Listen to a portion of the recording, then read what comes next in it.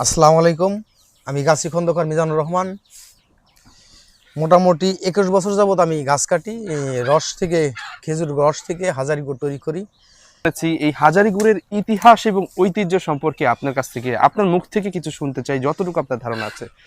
এই হাজারি গুড় তৈরি করা এতটাই পরিশ্রম, যার এক কথায় অসাধ্যকে সাধন করা, এরই নাম হাজারি গুড়। যা বাংলাদেশ বা বাংলাদেশের বাহিরে এই গুড়টা কেউ তৈরি করতে পারবে না। শুধুমাত্র এই মানিকগঞ্জ, হরিরামপুর, জিটকা, হাজারিপল্লিতেই এটাই সক্ষম। যেই গুড় এই আমাদের মানিকগঞ্জের স্লোগান, লোকসঙ্গীত আর হাজারি গুড়, মানিকগঞ্জের প্রাণের সুর, সেই হাজারি গুড়। এই স্লোগানটাই আমাদের মানিকগঞ্জের এখন। আর হাজারি গুড়টা প্রসেসিংটা ভিন্ন।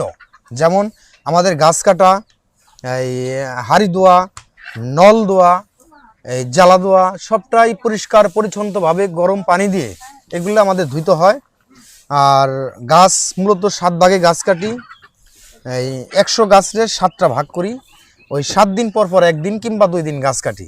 যে প্রথম যে পালি কাটা রসটা, ওইটা থেকে আমাদের হাজারি গুড় আসে। সেকেন্ড কাটা বা তৃতীয় কাটার রস থেকে আমাদের এই লাল গুড় তৈরি হয়। লাল গুড় তৈরি হয়। অর্থাৎ সারা রাত যে প্রক্রিয়ার মাধ্যমে রসটা পড়ে, সেই প্রথম দিনের রসটা 7 দিন পর যে একদিন গাছ কাটতে যাব, সেই রস থেকে আমাদের এই হাজারি গুড়টা হবে। হাজারি গুড় আর সেকেন্ড কাটার রস থেকে লাল গুড় হবে।